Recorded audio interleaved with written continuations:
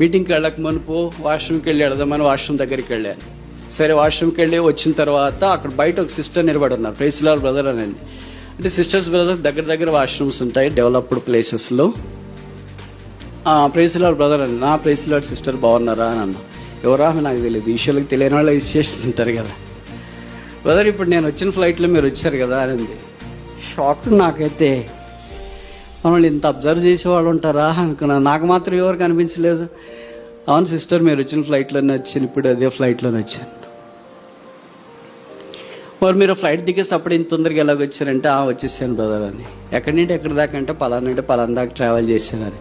మరి ఇప్పుడు ఏం చేస్తున్నారు మీరు అని అంటే, ఇక్కడ చిన్న పని ఉంటే ప్రభు కొరకు చేశాను బ్రదర్ అని. ఏం చేశారు సిస్టర్ అని చూస్తే చేతికి ఆమె గ్లౌజెస్ ఉన్నాయి, ఒక బ్రష్ పట్టుకునింది, ఫినైల్ బాటిల్ అది ఏదో బకెట్ పట్టుకునింది. ఇందాక వాష్రూమ్స్ టాయిలెట్ క్లీన్ చేసి వచ్చాను బ్రదర్ అని.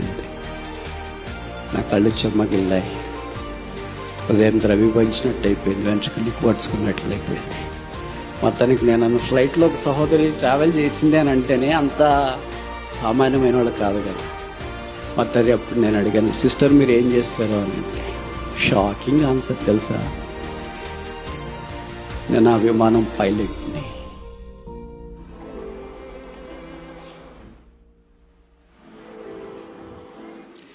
ఇలాంటి కొన్ని మేము పరిసరికి వెళ్ళినప్పుడు వింటుంటే మా గుండెలు పగిలిపోతుంటాయి. What is this God?